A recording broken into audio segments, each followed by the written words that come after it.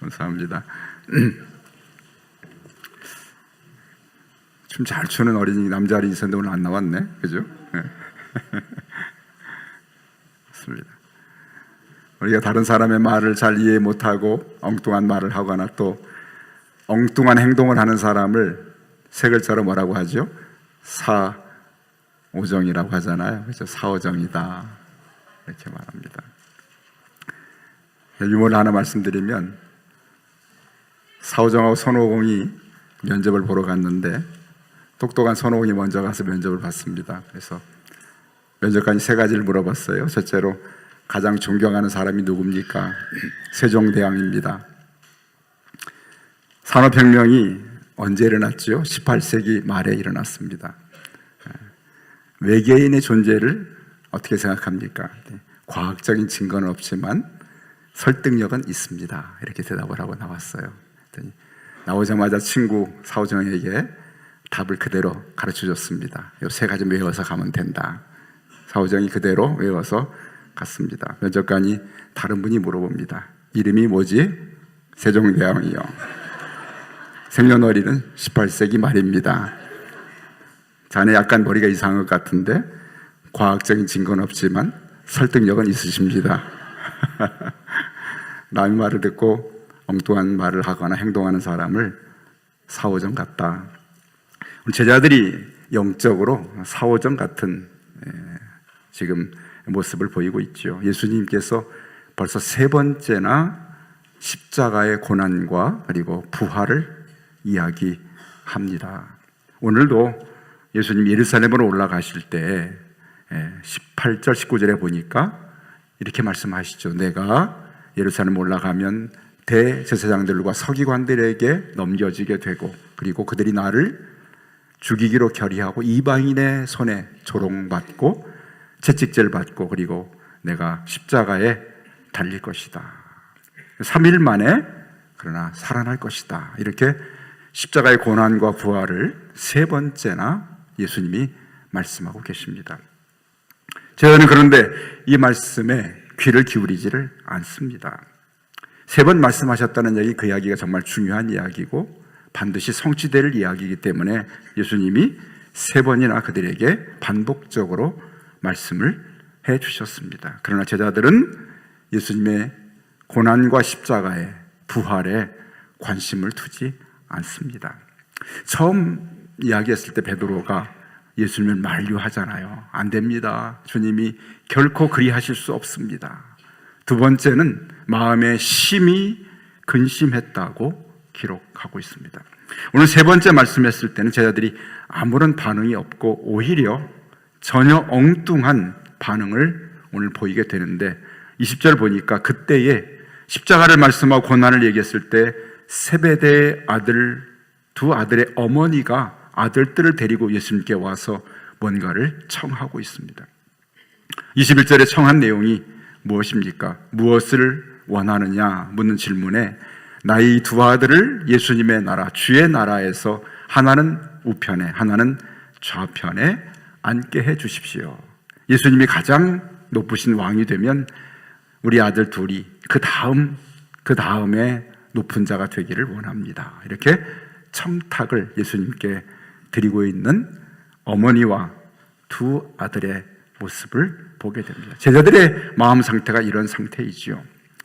자, 이 이야기를 전해 들은 12제자가 가운데 10제자가 24절이지요. 듣고 그 두 형제에 대해서 분하게 여겼다고 말합니다. 이 분이 여겼다는 이야기는 포도주가 발효될 때 부글부글 끓는 것 같이 그들의 마음이 분노로 끓어오르고 잠을 이루지 못할 정도로 매우 화가 났다. 왜요? 두 사람이 앞서서 주의 나라에서 높은 자리를 차지할 것을 요구했기 때문에 자기들이 그 자리보다 못한 자리에 앉을 것에 대해서 분노하고 그들의 앞선 무리한 요청에 대해서 화가 난 것을 보게 됩니다. 여기 야고보와 요한뿐만 아니라 10제자까지도 그들의 마음속에 관심을 두고 바라보는 것은 장차 자신들이 얻을 영광에 관심을 두고 있다는 사실입니다. 예수님은 십자가의 고난과 죽으심을 이야기하는데 제자들은 장차 얻을 영광과 자신들의 권세에 대해서 욕심을 내고 있는, 전혀 다른 방향을 바라보고 전혀 다른 일에 관심을 두고 있는 제자들과 예수님의 다른 모습들을 우리가 오늘 보게 됩니다. 오늘 21절에 보니까 세베대의 두 아들 야고보와 요한의 어머니가 무엇을 말하냐면, 주의 나라에서 하나는 우편에 좌편에 주의 나라를 이룰 것을 믿었지만 그들이 생각한 주의 나라는 예수님이 이루시는 주의 나라가 아니라 자신들이 기대했던 주의 나라입니다. 세상의 권세처럼 높은 지위를 얻고 거기서 자신이 그 지위를 누릴 수 있는 나라를 생각했던 것이죠. 그들의 어리석고 십자가를 알지 못하는 제자들의 모습을 주님은 안타깝게 여기셨겠지요. 그래서 오늘 23절에 이렇게 말씀합니다. 너희가 과연 내 잔을 마시려니와, 22절이죠. 너희가 과연 너희가 구하는 것을 알지 못한다. 내가 마시려는 잔을 너희가 마실 수 있겠느냐. 여기 잔은 예수님의 한없는 고난과 십자가를 이야기합니다. 내가 당하는 고난과 십자가를 너희가 함께 할 수 있겠느냐. 너희가 구하는 것을 알지 못하고 있다. 이런 질문에 그들은 할 수 있다고 말합니다. 할 수 있다고. 정말 영적인 사오정 같은 제자들의 모습을 보게 됩니다. 그들이 이처럼 분노하고 서로 청탁을 하고 다투는 이유는 무엇인가요? 예수님께서 오늘 25절에 보면 이방인의 직권자들이 그들을 임의로 주관하고 고관들이 그들에게 권세를 부리는 것을 너희가 알고 있구나. 세상 나라들은 임의로 자신이 뭔가를 주관하고 권세를 부리는 세상 나라의 그런 높은 지위를 가진 자들의 특권과 그들의 힘을 너희가 알고 있는데, 그래서 내가 이루는 나라에도 똑같이 너희가 그런 일이 이룰 것을 생각하고 있는데 아니다. 그래서 오늘 26절에 중요한 말씀이죠. 너희 중에는 그렇지 않아야 한다. 너희 중에는 그렇지 않아야 한다. 너희 중은 누굴까요? 제자들의 공동체에서, 확장해서는 우리 교회 공동체에서, 좀 더 확장해서는 천국 공동체는 이와 같지 않다고 말씀합니다. 집권자들이 임의로 주관하고 고관들이 그들의 권세를 부리는 것이 제자 공동체나 교회 공동체나 천국 공동체가 아니다. 너희 중에는 그렇지 않아야 한다. 아멘. 그렇습니다. 우리 교회 공동체는 그러지 아니어야 한다. 우리 교회가 천국 공동체를 이루기 위해서는 그러지 않아야 한다고 말씀하고 계십니다. 그러면서 두 가지 말씀을 하십니다. 너희가 크고자 하느냐? 그러면 섬기는 자가 되고, 27절이죠. 으뜸이 되고자 하느냐? 종이 되어야 하리라. 아멘. 말씀하십니다. 네. 크고자 하느냐? 섬기는 자가 되고, 으뜸이 되고자 하느냐? 종이 되어야 한다고 말씀하십니다. 여기 중요한 주님께서 하신 천국의 사람들의 특징 하나를 말씀하신 것은 섬김이라는 단어입니다. 섬김이라는 단어죠. 예수님께서도 이 땅에 오실 때 섬김을 위해서 오셨다고 28절에 정말 중요한 말씀을 우리에게 던지고 계신데, 여러분 한번 같이 읽어볼까요? 28절을 펴서 인자가 온 것은 섬김을 받으려 함이 아니라 도리어 섬기려 하고 자기 목숨을 많은 사람의 대속물로 주려 함이니라. 아멘. 중요한 말씀이니까 한 번 더 각자 읽어볼까요? 먼저 여자분들이 사나운 목소리로 한번 읽어주시기 바랍니다. 인자 시작.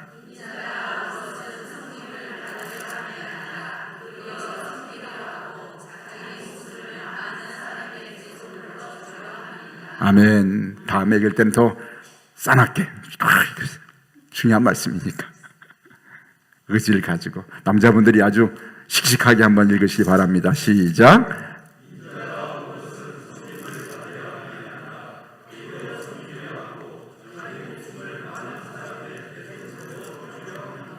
아멘. 그렇습니다.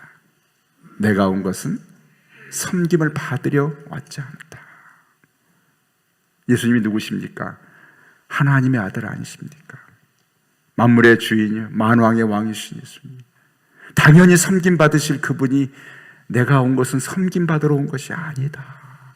오히려 내가 섬기려고 왔다고 말씀하십니다. 섬기려고 왔다. 예수님의 삶은 섬김의 삶이셨습니다. 그분의 섬김의 가장 본이 되는 그러한 섬김은 마지막 만찬 앞에서 그날에 제 아들의 발을 씻어주셨습니다. 제 아들의 발을 씻어주셨어요. 그렇죠? 일어서서 식사를 하시다 일어서서 겉옷을 벗으시고 수건을 가져다가 허리에 두르시고 대를 가져다가 물을 떠다가 발을 씻어서 닦아주시는 이와 같은 행동들을 통해서 주님은 섬겨주셨죠. 주님의 섬김의 가장 최고의 마지막 섬김은 십자가에서 당신의 모든 것을 죽음으로 내어주신 섬김이 예수님의 섬김입니다. 오늘 말씀하신 것처럼 내가 자기 목숨을 많은 사람의 대속물로 주려 함이니라. 아멘. 생명까지도 섬김을 통해서 내어주셨어요. 목숨을 건 섬김. 섬김 받으실 분이 오히려 생명을 내어놓고 섬겨주신 그 섬김을 통해서 우리가 죄사함 받고 구원에 이르게 되었습니다. 주님의 이러한 섬김의 모습은 세상의 사고방식과 삶의 행동과 세계관 모두를 바꿔놓은 바로 삶의 전환이, 의식의 전환이요, 가치의 전환입니다. 여러분, 주님께서 그러기에 오늘 우리의 교회 공동체나 천국 공동체나 예수님이 만드신 예수님 이름으로 모인 공동체는 바로 이 섬김이 최고의 가치가 되어야 할 줄로 믿습니다. 섬김이 없이는 천국을 이룰 수가 없어요. 모인 사람들이 때로는 가정일지라도 일터나 교회는 당연히 섬기려는 마음이 가지고 섬기려는 사람들이 모인 것은 천국의 모습을 경험할 수 있지만 섬김 받으려 하는 사람들이 모이면 그것은 바로 천국이 아니라 지옥이 되고 말 것입니다. 주님은 오늘 십자가의 길을 걸어가시면서 내가 가는 이 길이 바로 내 목숨을 통해서 섬기려고 가는 길이라고 말씀하고 계십니다. 그렇습니다. 여러분, 오늘 일처럼 저희들과 예수님이 살아가는 삶의 방식이나 또는 가시는 길의 다름은 어디에서 시작되었을까요? 서로가 바라보는 것이 달랐기 때문이었습니다. 우리 예수님은 언제나 하나님의 뜻을 바라보고 걸음을 옮기셨습니다. 하나님의 뜻은 바로 예수님을 통해서 십자가의 대속의 죽음을 통하여 우리의 죄를 대속하시고 우리를 천국 백성으로 삼으시는 것이 바로 하나님 아버지의 뜻인 줄로 믿습니다. 그 뜻을 이루시려고 주님은 십자가를 바라보고 나아가셨죠. 예수님의 관심과 기대는 바로 십자가였습니다. 그런데 오늘 제자들은 자신들의 가진 인간적인 세상적인 기대와 관심이 바로 주의 나라에서 높은 지위와 그리고 자신의 권세를 얻으려는 것이 그들의 관심의 대상이었고 그들이 걸어가는 길의 목표가 되었던 것입니다. 육신의 눈은 밝혀 있지만 영적인 눈이 어두웠기 때문에 주님이 바라보는 것을 같이 바라보지 못한 제자들의 안타까운 모습을 우리가 보게 됩니다. 우리 금천교회 공동체는 우리 공동체가 천국의 공동체를 이루기 위해서는 주님께서 십자가에서 보여주신 섬김의 공동체, 자기 목숨을 많은 사람에 내어주기까지 섬기셨던 이와 같은 한없는 섬김이 살아있을 때 우리 교회 공동체가 진정 천국의 아름다움을 경험할 수 있는 공동체가 될 수 있을 줄로 믿습니다. 아멘. 그런데 마태는요, 제자들의 이 부끄러운 모습을 기록한 다음에 여러분 29절부터 34절 20장 끝을 이와 같은 말씀으로 끝을 맺고 있습니다. 앞을 보지 못하는 시각장애를 가진 두 사람을 등장시켜서 제자들의 그 안목, 그리고 앞을 보지 못하는 두 사람이 바라보는 것을 대조해서 그들이 얼마나 어리석은 존재들인가를 깨닫게 하는 말씀을 전하고 있습니다. 자, 이와 같이 십자가를 향해 걸어가신 예수님, 무리들이 지날 때에 오늘 앞을 보지 못하는 시각장애인 두 맹인이 길가에 앉았다가 예수님이 지난다는 소식을 듣고 이렇게 소리를 지릅니다. 30절이죠. 주여, 우리를 불쌍히 여기소서, 다윗의 자손이여 라고 부릅니다. 그들의 외침은 두 가지입니다. 우리를 불쌍히 여겨달라고 합니다. 그리고 주님을 주여, 다윗의 자손이여 라고 부릅니다. 중요한 두 가지죠. 그런데 마태는요, 이 두 사람이 부른 소리를 똑같이 31절에 한 번 더 기록하고 있습니다. 무리가 그들을 꾸짖고 주님께 가까이 나갈 것을 가로막기 때문에 더욱 소리를 질러 외칩니다. 주여, 우리를 불쌍히 여기소서, 다윗의 자손이여 라고 소리를 지릅니다. 그들의 외침 속에는 두 가지 중요한 영적인 의미가 담겨 있습니다. 하나는 나를 불쌍히 여겨달라고 합니다. 단지 자신들이 앞을 보지 못하는 것만을 의미하지는 않습니다. 왜냐하면 예수 그리스도를 구원자로 여겼기 때문에 자신의 죄악됨을 깨닫고 내가 죄인인 것을 그들은 영적으로 바라볼 수 있는, 자신의 죄인됨을 고백하는 고백을, 나를 불쌍히 여겨달라는 주님 앞에서의 고백을 드리고 있는 것을 오늘 우리가 알 수가 있습니다. 그들은 육신의 눈은 가려 있었지만 영의 눈이 열려 있었기 때문에 자신이 얼마나 죄인된 것, 죄악된 존재인 것을 알았기 때문에 예수님께 죄인됨을 고백하면서 구원을 청하는 간절한 외침을 외치고 있습니다. 또 하나는 무엇입니까? 예수님을 주라고 부르면서 다윗의 자손이라고 외치고 있습니다. 다윗의 자손은 바로 유대인들 이스라엘 사회에서는 매우 중요한 의미를 갖고 있는 외침입니다. 무엇입니까? 하나님이 내가 너를 통하여서 너의 나라를 영원히 이루게 하겠다 하신 말씀은 바로 다윗에게 주신 하나님의 약속이고, 이스라엘은 그래서 다윗의 후손을 통하여서 하나님이 영원한 이스라엘을 이룰 것을 믿었기 때문에 그분이 다윗의 후손이 곧 구원자 메시아인 것을 말씀하고 있습니다. 오늘 육신의 눈은 가려서 앞은 보지 못하였지만 영의 눈이 열린 이 두 맹인은 예수 그리스도, 그분이 바로 주 다윗의 자손인 것을 알았기 때문에 그분을 구원자로 부르고 메시아로 부르면서 그분에게 자신들의 영혼의 도움을 구하는 그러한 믿음을 가지고 나아가고 있음을 보여주고 있습니다. 누구를 바라보고 있나요? 구원자 예수 그리스도를 바라보고 있는 그들의 열린 영적인 안목을 우리가 알 수가 있게 됩니다. 그렇습니다. 여러분, 오늘 12제자와 앞을 보지 못하는 두 맹인의 영적인 그러한 상태를 대조해 볼 때 얼마나 제자들이 어리석고 부족한, 육신의 눈은 감겨져 있지만 영적인 눈은 감겨진 제자들의 모습을 우리가 볼 수 있고, 육의 눈은 감겼지만 영의 눈이 열린 두 시각장애인의 영적인 모습을 바라보고 있습니다. 주님은 그들을 향해서 이렇게 말씀하십니다.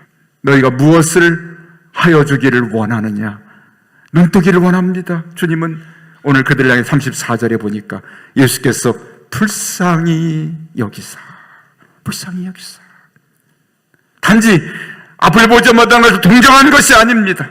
그들의 죄인됨을 불쌍히 여기고 주께서 그들에게 죄사함에 만져주심을 그들에게 허락하십니다.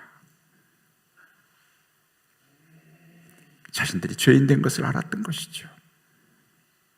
그래서 긍휼을 구하는 그들에게 주님은 죄사함의 긍휼을 베풀어 주셔서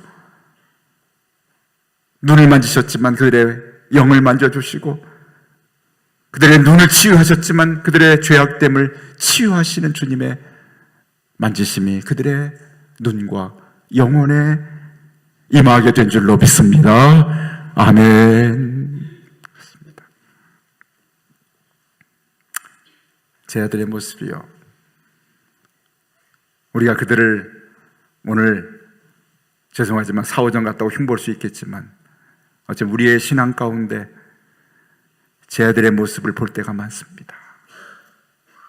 주님은 십자가를 바라보고 나아가시는데 십자가의 고난과 죽음을 바라보고 나아가시고 섬김의 삶을 통해 자신의 생명까지 내오는 섬김을 바라보고 나아가시는데, 우리는 주님을 인하여서 세상 영광을 얻으려 하고 나의 이익과 나의 목적을 성취하려는 그런 신앙의 발걸음을 옮길 때가 얼마나 많이 있는지 모릅니다. 우리가 무엇을 바라보고 무엇을 기대하고 주님을 따르고 있는지요. 주님이 걸어가신 십자가의 길을 섬김을 통해 걸어가고 있는지, 아니면 제자들이 바라고 있는 세상 영광과 권세와 자신의 어떤 지위를 위하여서 향하여 나아가는 기대를 가지고 나아가는 제자들의 발걸음은 아닌지, 오늘 우리가 무엇을 기대하며 주님을 따르고 있는지를 살펴보게 만드는 말씀인 것을 깨닫게 됩니다. 우리 전국 공동체, 우리 교회 공동체가 천국 공동체가 되는 것은 우리가 십자가를 향하여 나아가는 공동체가 될 때 우리 안에 천국의 은혜가 임하게 될 줄로 믿습니다. 자신의 영에 눈이 열린 사람은 자신이 죄인됨을 깨닫게 됩니다. 주 앞에 한없이 주여 나를 불쌍히 여겨달라고 그렇게 외치며 나의 죄인됨을 깨닫고 주님이 아니면 나의 죄를 사하실 분이 사함받을 길이 없습니다 하며 십자가를 향해 나아가게 되면 주님과 같은 길을 걷게 되고 주님처럼 섬김의 삶을 살게 됩니다. 그러나 자신의 죄인됨을 보지 못한 영적 소경이 되게 되면 어두워져서 세상 육신의 권세와 세상 권세를 쫓는 주님과 다른 길을 걸을 때 섬김 받으려는 자들로, 으뜸이 되는 자들로 가득할 때 우리 교회 공동체는 절대로 천국의 모습을 경험할 수 없게 될 줄로 믿습니다. 여러분, 무엇을 바라보고 무엇을 기대하고 나아갑니까? 오늘 앞을 보지 못했던 두 사람이 주여 나를 불쌍히 여겨 주옵소서, 나는 죄인입니다. 당신은 나의 다윗의 자손 영원한 구원자이십니다 고백하면서 그분을 향해서 나아갈 때 그분이 걸어가신 십자가를 향해서 동행하는 길을 걷게 되고, 십자가의 길을 걸어가신 주님의 십자가의 길은 바로 삶 자체에서 이미 섬김을 통해서 십자가의 길을 보여주셨고, 마지막 당신의 생명을 내어주신 십자가의 죽음의 길에서 바로 나의 모든 것을 내어놓고 섬김의 삶을 살 수 있는 희생과 헌신이 담겨있는 그 길을 동행할 수 있는 참된 제자의 길을 따라갈 수 있을 줄로 믿습니다. 주께서 오늘도 우리에게 거듭거듭 십자가를 말씀하시는데 주의 나라의 영광만을 바라보고 있다면 절대 우리가 섬김의 삶을 살 수 없습니다. 주님이 바라보시고 기대하셨던 주의 하나님의 뜻을 쫓아가셨던 십자가의 길을 나도 우리 교회 공동체도 그 길로 나아가게 해 주옵소서. 십자가를 바라보지 않는 한 어떤 능력도, 어떤 생명의 구원도, 영적인 열매도 맺을 수 없습니다. 십자가의 길만이, 그곳에 십자가의 생명의 열매가 있습니다. 십자가가 아니면 생명을 살릴 수가 없습니다. 십자가가 아니면 영혼을 변화시킬 수 없습니다. 십자가가 아니면 영혼을 살리는 능력이 나타나지 않습니다. 그래서 주님은 거듭거듭 십자가의 길을 말씀하시고 그 길로 나아가셔서 마침내 십자가의 고난을 견뎌내시고 십자가의 죽음을 통하여서 저 여러분의 생명을 살려주지 않으셨습니까? 우리가 아직도 저희들이 바라보고 있는 주의 나라의 세상적이고 육적인 영광을 바라보고 나의 유익과 내가 원하는 좋은 것만을 바라고 주님을 따른다면 우리 공동체는 또 나의 신앙은 늘 만족함이 없고 천국의 기쁨을, 평강을 경험할 수 없는 자리에 이르게 될 것입니다. 여러분, 무엇을 바라보고 주님을 따르십니까? 내 마음이 무엇으로 채워져 있습니까? 주여, 나는 죄인입니다. 나를 불쌍히 여겨 주옵소서. 나의 구원자이신 십자가 지신 주님만을 바라보며 주님과 함께 그 길을 따라가 섬김의 길로 나아갑니다. 나의 삶의 섬김만이 아니라 주님, 당신의 생명까지 내어주신 주님의 섬김이 내가 본을 받는 섬김이 되게 하셔서 사랑하는 공동체 안에, 가정 공동체에서 마찬가지, 일터에서 마찬가지, 특별히 교회 공동체 안에서 주님 섬김의 공동체로, 섬김의 십자가의 삶을 내가 삶으로 인하여서 우리 공동체가 섬김이 살아있고 이곳이 바로 천국의 공동체를 이루는 주님의 공동체가 되게 하여 주옵소서. 오늘 주님이 바라보신 십자가를 함께 바라볼 수 있는 저 여러분이 되시기를 주님의 이름으로 간절히 축원합니다. 아멘.